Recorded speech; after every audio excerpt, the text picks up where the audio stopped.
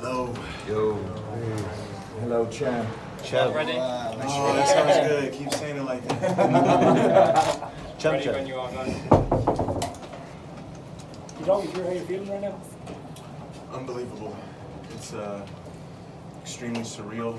I always envisioned having a fight like that, a complete war, coming down to the wire, bringing out the best of me, and just, it was the best way it could possibly go for the belt against a legend like that.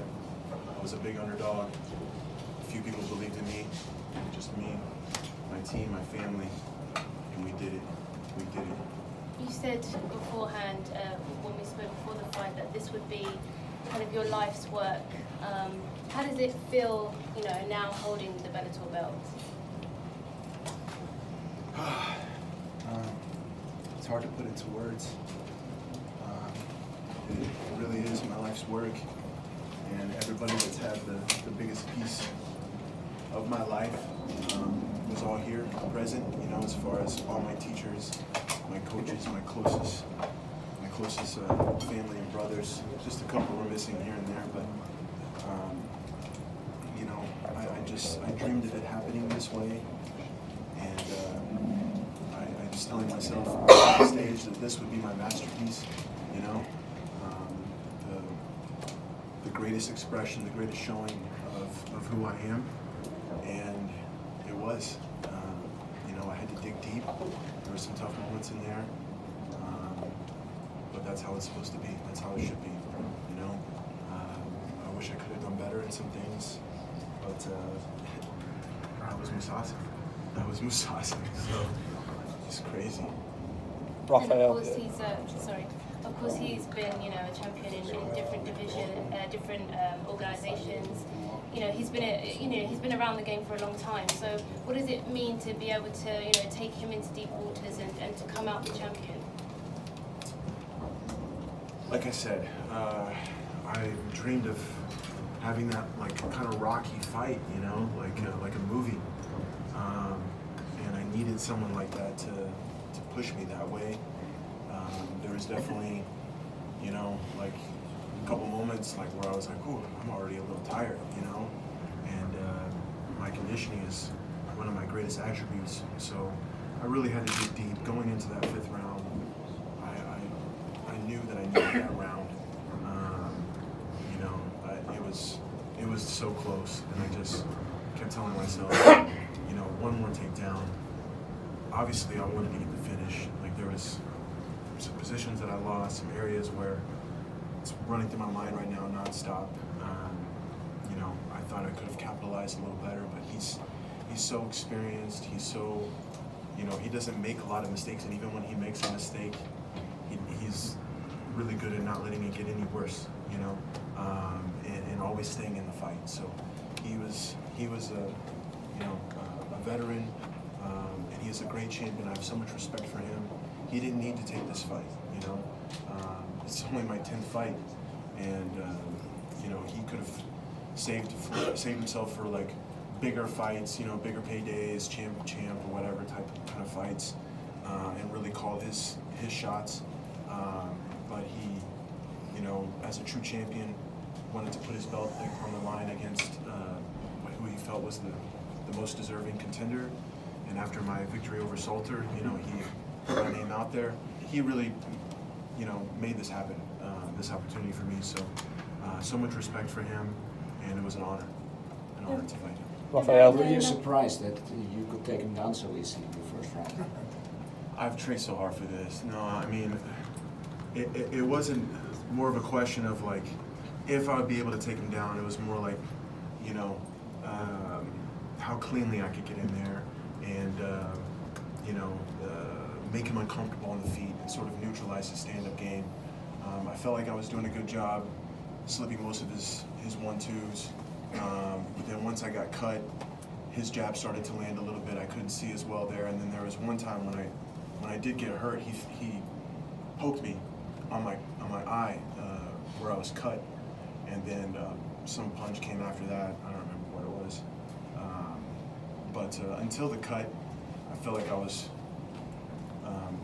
doing okay with not letting him get off comfortably. But he did impress me with his jiu-jitsu, with his butterfly, his guard retention, and he controlled my wrist well when I had good positions to look for the finishes. But you know, I didn't expect it to be easy by any means. Rafael, you made a long journey from Oklahoma over to London, preparing for this fight. You know, what does it mean to come into quite a hostile arena tonight? Obviously, there was a lot of Mousasi chants. Mousasi had a large following here. What was it like dealing with that, walking to the cage? It's been my whole life from Oklahoma.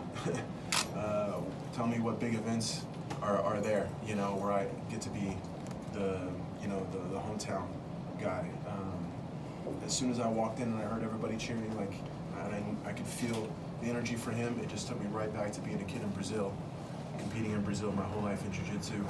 Everyone always being against me. You know, it just put a smile on my face because it put my whole life in perspective one more time. This is what I was made to do. I was completely ready for this moment. I knew, you know, I had some jiu-jitsu fans out there, you know. There's some Europeans in my corner tonight for sure, but you know, he was definitely the favorite, and that also had to do with the other Dutch fighters that were on the card. So there was a big Dutch community here. But for me, it's no hard feelings. Like it's business, and it just gave a little more fuel to the fire for sure. And would you like to come in and make your first defence back over here in Europe, as part of the European Man, I series? want the biggest arenas, the biggest fights. It's time to capitalize and just enjoy this ride, keep this belt as long as possible, and you know, take my family all over the world. Let's do it. Let's enjoy biggest ones possible. You've been on the mats with some of the best grapplers on the planet, and you know the best guys know how to stall and how to prevent you from getting that finish. How impressed were you with Gegard's grappling on this, especially in that last round where you had him down for virtually the full duration of that final round? There was a little fatigue involved in there as well, but you know, the gloves make it hard. You can get a really good control of the wrist on the gloves, so it's hard to sink in the chokes. You know, I train with so many great guys.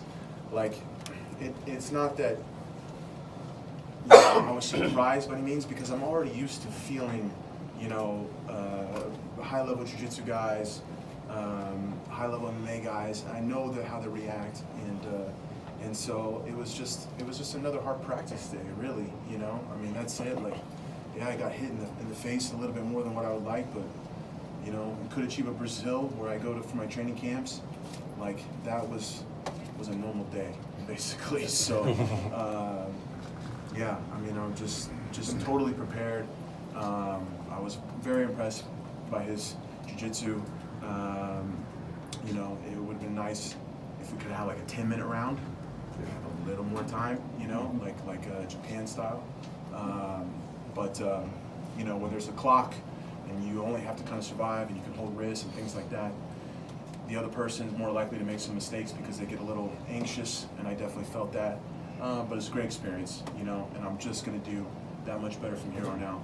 You're a champion, you know, in multiple Brazilian Jiu-Jitsu competitions, all sorts of Jiu-Jitsu competitions. So you won titles, won medals in that. Now you're the MMA champion as well. What's next? You know, is this your legacy? You know, you've done what you went out to do, or have you got something else planned? Right now, the mission is to keep this thing over my shoulder and around my waist for as long as possible.